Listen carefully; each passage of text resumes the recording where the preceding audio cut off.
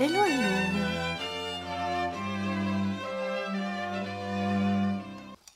Je me suis pris un petit cappuccino parce que nous avons des choses à nous dire. Ça va être une vidéo blabla, mais vous verrez une vidéo blabla avec plein de choses où je pense que vous ne vous y attendez pas. Donc, avant tout, je tiens à m'excuser de avoir omis certaines choses parce que je vous ai pas menti, mais il est possible que j'ai omis de vous dire certaines choses. Donc je m'installe. Alors voilà, le week-end dernier, je me suis mariée.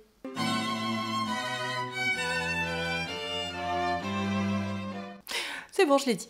Quand je vous disais que je faisais un repas d'automne, je vous mentais pas, je faisais vraiment un repas d'automne, puisqu'en fait, le thème de mon mariage, c'était l'automne. Ah, coucou, Mimo. Mimo, passe. Ça va? Oula, pète le décor.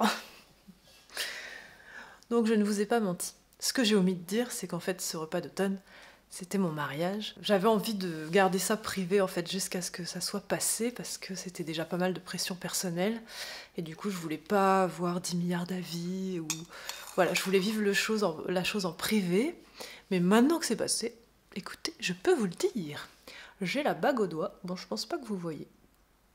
Bon, vous me connaissez, je suis pas très bijou. Alors j'ai un tout petit anneau, tout simple, tout ce qu'il y a de plus simple et de plus fin possible parce que je suis pas très bague, je suis pas très bijou.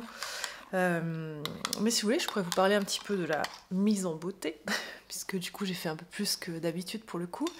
Et je dois dire que c'était assez agréable de me sentir toute pomponnée. Ah, je sais pas par où commencer cette vidéo.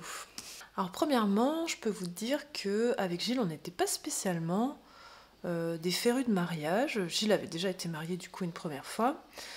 C'est pour ça qu'il avait eu les garçons, mais il s'était un peu marié par convenance.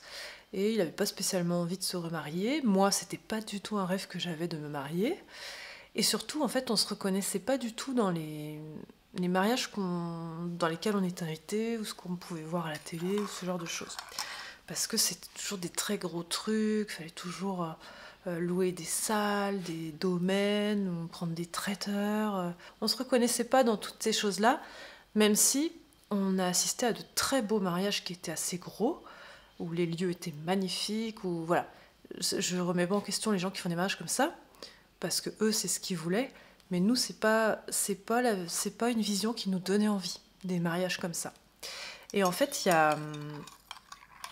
a 2 ans, on a assisté à deux mariages assez petits, où à chaque fois il y avait que les parents, les frères et sœurs et les témoins, ou alors que un tout petit groupe d'amis, mais genre on n'était pas plus d'une vingtaine. Et en fait, on a passé c'était des super moments, ces moments-là. C'est des mariages où on a pu discuter avec plein de gens, beaucoup plus en intimité. C'était toujours dans le cadre d'une maison ou dans un tout petit endroit, ce qui fait que c'était beaucoup plus cool, aussi beaucoup plus détendu. Et j'avoue que ça nous a bien plu. Gilles, il a bientôt 45 ans. Moi, j'ai 39 ans, donc l'année prochaine, j'ai 40 ans. Et je pense, à moins que j'ai une révélation divine d'ici là, mais je pense qu'on n'aura pas d'enfants ensemble. Voilà, après, c'est pas un non 100%, jamais, jamais, jamais. Mais honnêtement, à l'âge que j'ai, je ressens pas encore d'envie d'en avoir. J'ai 2 beaux-fils avec qui je m'entends très bien. J'ai pas un instinct qui me donne envie de me reproduire. Et du coup, on avait envie de marquer le coup, on avait envie de symboliser notre union de manière plus marquée. Et finalement, en discutant avec des amis, voilà, qui eux avaient sauté le pas, la chose s'est un petit peu venue dans nos esprits, ça a semé des graines. On en rigolait un peu entre nous quand on se baladait, on se disait ah ben, on fera ça à notre mariage, voilà. Au début c'était plus en rigolant, et puis finalement les choses petit à petit, on se prenait un peu au jeu quoi. Et un jour on s'est dit bon bah on a décidé d'un commun accord, hein, il n'y a pas eu de genoux à terre ou quoi que ce soit. On a décidé qu'on aurait bien envie de se marier, surtout après avoir assisté à ces 2 petits mariages qui étaient assez cool, à taille humaine. Voilà, c'était une vision qui nous correspondait bien. Du coup, bah, on a décidé ça il y a plus d'1 an. La date a été assez évidente en fait, puisque bah, quelle était la date la plus symbolique pour nous, notamment pour moi, parce que Gilles, peut-être que c'était moins symbolique pour lui, mais moi, je voulais me marier. Je voulais pas un mariage en plein été, et donc je voulais me marier un peu hors saison, et je voulais, si possible, faire un mariage d'automne, puisque c'est mon délire, vous savez que j'adore ça, et donc on s'est dit, pourquoi pas le week-end de l'automne. Et là, au début, j'ai eu un petit frein dans ma tête en me disant ah non, non, non, non, non, c'est une période où j'ai beaucoup trop de travail, où on va pas être dedans, ça va nous mettre encore plus de pression sur cette période. Ce qui n'est pas faux. Mais après, Gilles, il m'a dit, et il a eu raison, hein, et d'autres amis me l'ont dit aussi, ils m'ont dit oui, mais tu vas pas décider de la date de ton mariage en fonction de ton travail, en fait. C'est plutôt à ton travail de s'adapter au fait que tu aies décidé personnellement de choisir cette date symbolique pour toi. Voilà, c'est vrai que c'est pas le travail qui doit dicter ma vie de cœur, même si je mets beaucoup de cœur dans mon travail, vous voyez ce que je veux dire. Mais c'est vrai que c'était une réflexion trop inversée. Je devais pas faire en fonction de mon travail, je devais faire en fonction de mon cœur, et le travail s'adapterait à ça. Donc finalement, on a décidé cette date, et donc depuis, on a lancé ça il y a 1 an, mais on savait d'origine qu'on voulait faire un petit truc. Voilà, on s'était dit comme ça. Alors après, ce qui est un peu délicat dans ce genre de choses, c'est qu'il y a une partie de la famille ou des amis qui peut être blessée, de ne pas être invité au mariage officiel, sachant qu'en fait, finalement, on va faire 2 sessions.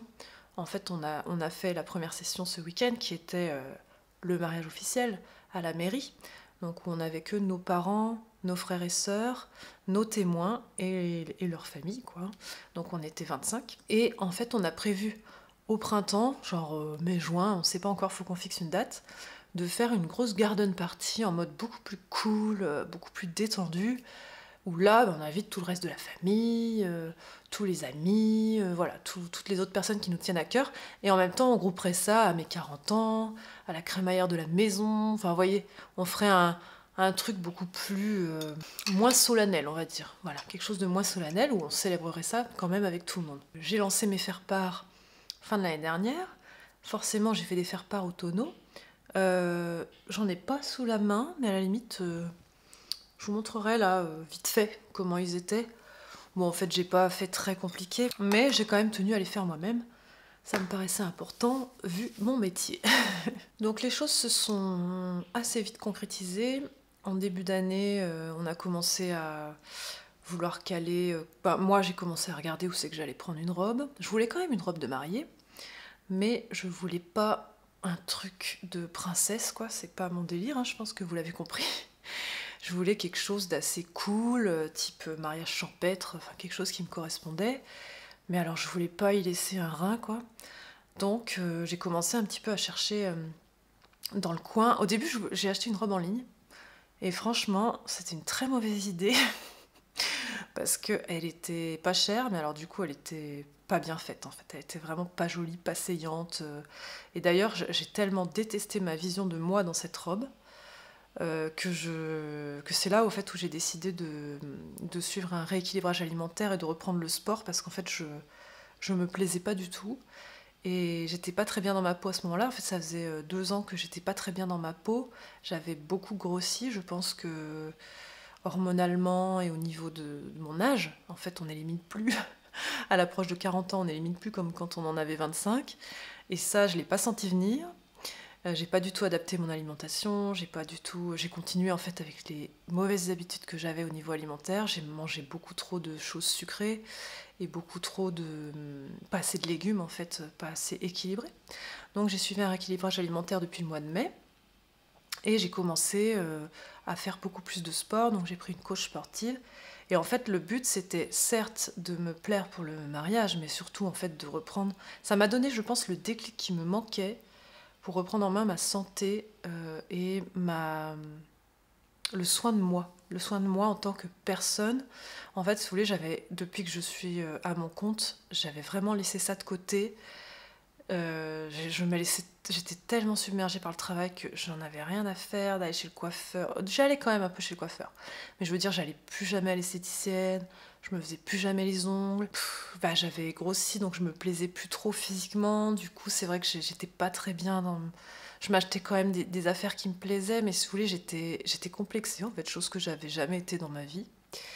Et donc, ça a amorcé un changement à ce niveau-là. Petit à petit, j'ai commencé à reprendre soin 2 mois, un petit peu plus. Et j'ai perdu du coup du poids.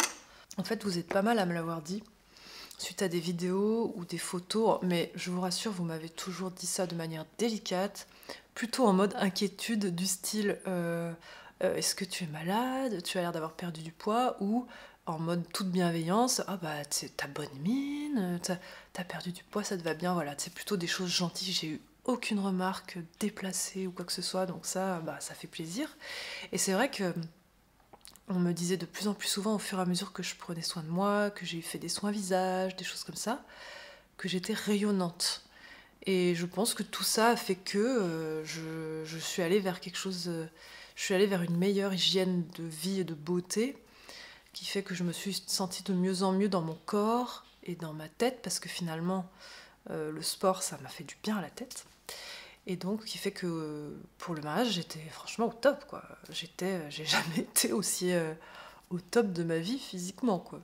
Sauf à 20 ans, mais bon, à 20 ans, ça compte pas, puisque tout le monde est bien à 20 ans. Donc, je suis partie en quête de ma robe, et le premier essayage, j'y suis allée du coup avec ma témoin. Je savais pas trop où aller, et finalement, en ayant des discussions avec ma coach sportive qui s'était mariée l'année d'avant, d'autres personnes, d'autres copines, etc., il y avait un nom de boutique qui revenait tout le temps à Lyon, qui s'appelait Oh My Robe. Et en fait, c'est une boutique où vous avez des petites robes de créateurs, mais à des prix vraiment corrects, et où vous avez aussi des robes de seconde main, de mariage de seconde main. D'ailleurs, je pense que peut-être je revendrai la mienne dans cette boutique. Et il se trouve, en discutant avec ma comptable, parce qu'il me demandait où t'en es, tes préparatifs de mariage et tout ça, en lui disant où j'avais commencé à essayer des robes, elle me dit bah, c'est ma cliente, quoi. Donc en fait, on a la même comptable avec la dame qui tenait cette boutique, et qui est hyper sympa, qui s'appelle Delphine. Et donc je suis allée là-bas, et c'est vrai que je me suis sentie assez à l'aise avec cette personne. Et donc là, j'ai essayé tout un tas de robes, en fait, parce que je savais pas du tout, entre les rêves qu'on a de robes et je pense ce qui nous va, ou les choses dans lesquelles on se sent bien, je pense qu'il y a un ratio. Donc c'est important, à mon avis, d'essayer plein de formes, plein de types de robes, et petit à petit, on affine. Et c'était très bizarre d'essayer des robes de mariée. Les gens qui disent que c'est un rêve et tout, moi, ça n'a pas été du tout le cas. J'ai même trouvé ça très bizarre. En fait, tout le long, je me sentais comme si j'étais déguisée. D'autant plus que moi, je mets pas trop de robes. Enfin, j'en mets plus trop. Plus jeune, j'en mettais pas mal, mais j'avais l'impression je sais pas, que c'était pas moi. Je me reconnaissais pas dans le miroir. C'était trop bizarre.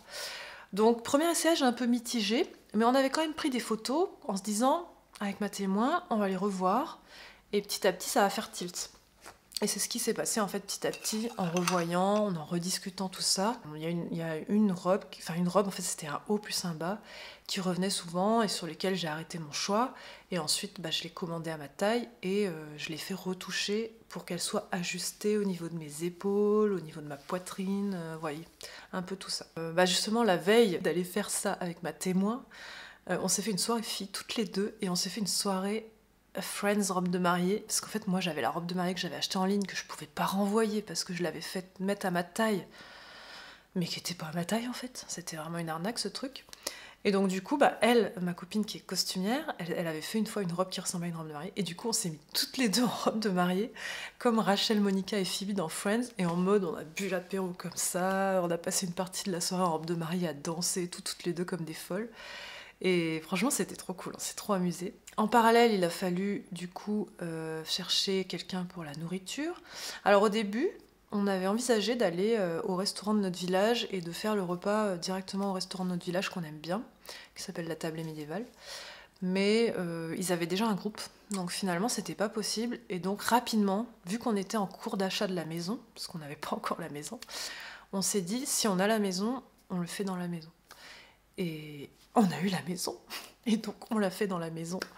Et franchement, heureusement, c'est pour ça aussi qu'on n'a pas fini le coin fenêtre, puisqu'on avait besoin de toute la longueur en fait pour mettre toutes les tables, parce que finalement 25 ça prend toute la longueur. Bon, je m'attache les cheveux parce que ils me saoulent, donc je vais pas arrêter de les triturer, ça va être hyper pénible pour vous. Donc en parallèle, on s'est dit il va falloir trouver quelqu'un pour la nourriture, mais on voulait pas prendre un traiteur, un truc trop impersonnel quoi. Et on voulait de la nourriture réconfortante. On voulait pas de la nourriture trop de traiteur, de mariage, quoi. Il y a une idée qui m'est venue, mais je savais pas si elle serait d'accord.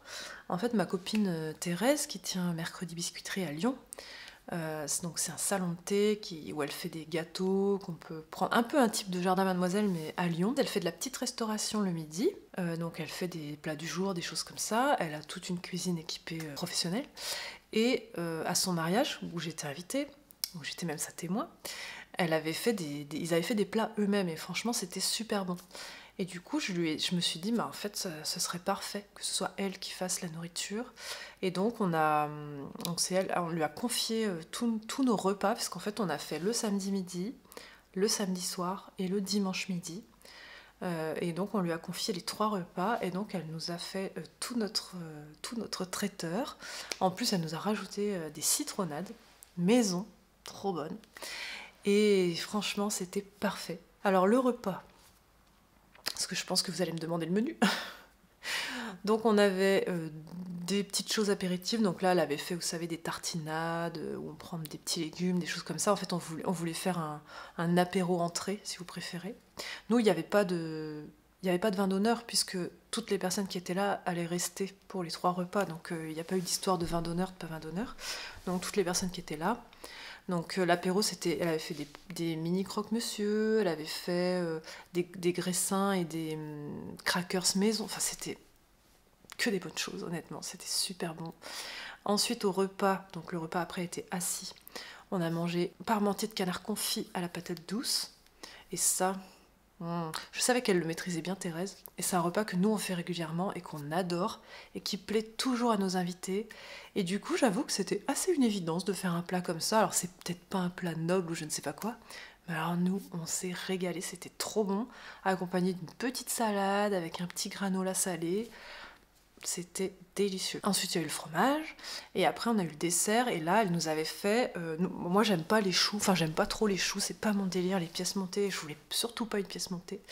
Et du coup, elle nous a fait une forêt noire, énorme, trop bonne, et un framboisier, qui était délicieux aussi. Donc voilà, c'était nos gâteaux de mariage, je vous mets une petite photo si vous voulez. Oui, Gilles a l'air tout petit sur cette photo. On dirait mon enfant. Après le repas, en fait, ce qui était bien, c'est que ça faisait un peu comme les Noëls en famille, ou les week-ends en famille, ou entre amis, où il y a des petits temps calmes, où chacun fait des petits trucs de son côté. Par exemple, il y en a, ils sont allés faire des ping-pong sous le préau, il y en a d'autres qui sont allés se balader, il y en a d'autres qui ont fait un molki, il y en a d'autres qui sont allés se baigner. Moi, par exemple, avec mes témoins et ma mère, on a fait un quirkle. Voilà, on adore jouer au quirkle, donc on a fait un quirkle. Enfin oui, c'était vraiment détente. Autant vous dire qu'à ce moment-là, j'avais déjà mis mes pantoufles sous ma robe. Et alors j'étais bien, quoi. Je m'étais mis un petit châle, mes pantoufles fourrées, et j'étais au top. Et en fait, c'était vraiment cool de pouvoir être cool. Pouvoir être cool chez soi, quoi. Et ça, moi, j'adore. J'adore ce genre de moment où on est avec tout ce qu'on aime, et on est tranquille à la maison. Et même si c'est un mariage, je voulais qu'on ait vraiment cette sensation d'être bien tous ensemble, quoi. D'être bien cosy, bien cocooning. Ensuite, le soir, on a rebu l'apéro, tout ça, et ensuite on a mangé une soupe de potimarron qui était délicieuse, et on avait prévu charcuterie, fromage, pain, enfin voilà, à la bonne franquette un petit peu. Et le lendemain midi, on a refait un brunch. Des mini burgers à la mozzarella, encore des croque-monsieur au jambon truffé, plein de petites mignardises comme ça, aussi délicieuses les unes que les autres, des blinis avec du saumon, enfin... Oh, c'était trop bon. Et elle nous avait refait 2 gâteaux, un cake au citron et un napolitain. Enfin, c'est un napoli, elle appelle ça Thérèse. C'est un espèce de napolitain géant. Délicioso. Magnifique. On a eu droit évidemment à de beaux discours de nos témoins, même de mon beau-fils aîné. Et c'était très émouvant et c'était très agréable d'avoir tout cet amour autour de nous. Je crois que je pensais pas que je serais aussi émue. Notamment à la mairie. Je crois que ce qui me mettait le plus la pression, moi, c'était la mairie, donc c'était le matin à 11h. Je sais pas, ça devenait concret, quoi, ça devenait officiel. Et j'étais émue quand ils m'ont demandé si je voulais prendre Gilles pour époux et tout ça, c'était... Je sais pas, c'était chou, quoi. Pour ce qui est de la photographe, j'avais pris Marianne, une photographe avec qui j'avais déjà travaillé quand j'avais fait des portraits de moi avec mes livres ou de moi avec mon livre pour la sortie de l'hiver cosy, du printemps cosy. Enfin voilà, c'était une photographe que je connaissais, avec qui je m'entendais bien, avec qui j'étais à l'aise. Et donc ça, c'était trop cool. Là où j'ai pas trop senti venir le truc et où je suis là qu'on voit que je suis complètement novice dans ces trucs-là, c'est que la mise en beauté, qu'on appelle ça, la coiffure et le maquillage, moi en gros, c'est au mois de juin que je me suis dit « Oula, faut que je me trouve une coiffeuse et une maquilleuse !»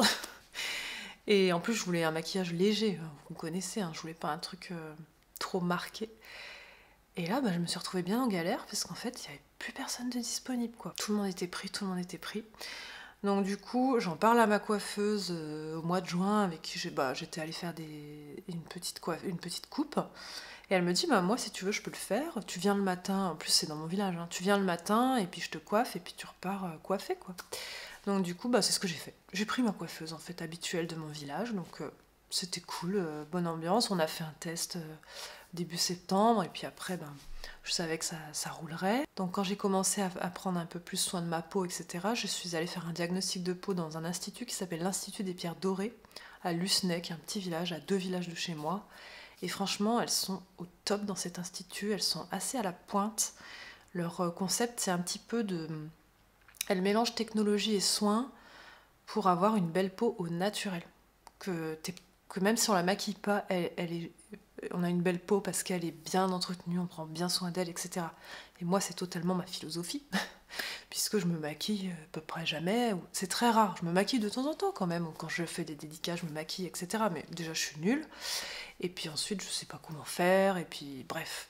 Donc là, elles m'ont repris le chantier en main, si on peut dire. Et on a fait un petit programme de soins, et je me suis fait plaisir. Pour le coup, je m'étais dégagé un petit budget pour ça. De toute façon, vu qu'on ne payait pas de salle, on avait déjà un budget qui était beaucoup plus petit, donc j'ai pu me faire plaisir sur des choses comme ça, où ça m'a fait du bien, honnêtement. Tous ces soins, j'avais l'impression je sais pas, d'avoir meilleure mine. C'était agréable d'avoir meilleure mine, en fait.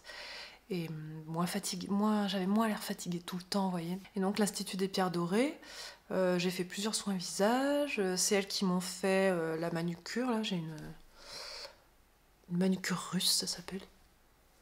C'est mes vrais ongles, en tout cas. Elles m'ont épilé les sourcils.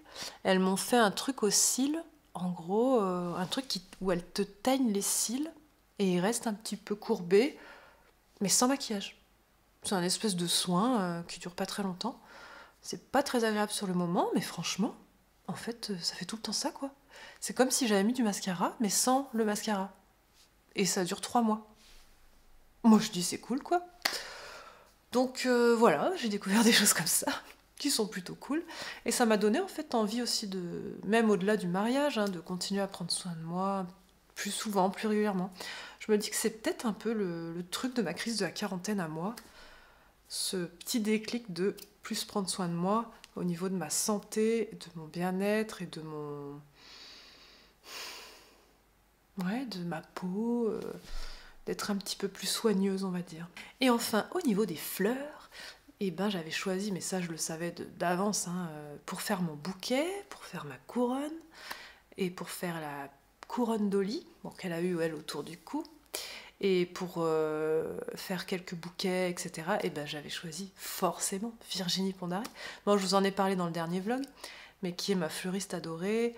J'ai une autre fleuriste que j'aime bien qui s'appelle Fayol Fleur, à Dardilly. Elle m'a dépannée sur les courges. Vous vous rappelez cette histoire des courges? Je n'ai pas mes courges pour mon repas. Branle-bas de combat sur Instagram, j'ai couru partout.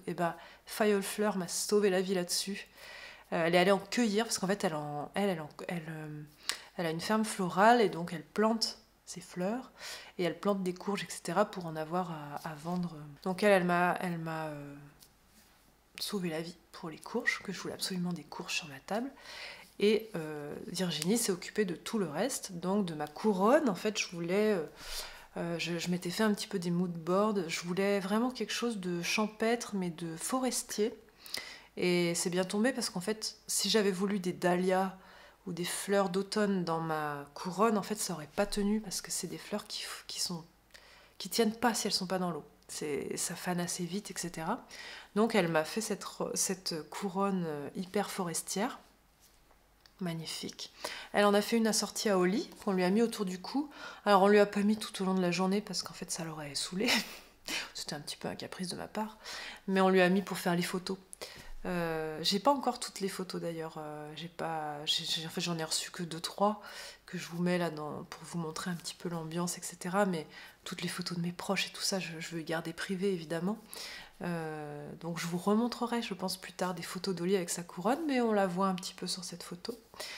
Et elle était belle comme un cœur. C'est pour ça que je l'avais fait toiletter. Voilà, il y en a qui me demandaient, mais comment ça se fait que tu l'as fait toiletter? C'était pour le repas d'automne. Donc elle m'a fait mon bouquet. Donc ça, pour ça, je lui avais fait un mood board aussi. Je voulais pas qu'il soit que automne. Je voulais quand même qu'il soit joyeux. Donc il a pas mal de couleurs finalement. Voilà. Elle m'a mis un joli ruban. J'étais ravie. Et je lui avais demandé, donc comme je vous avais dit, de me faire 3 gros bouquets. Et ensuite, je lui ai acheté l'énorme houblon, l'énorme guirlande de houblon que j'ai mis en fait en chemin de table.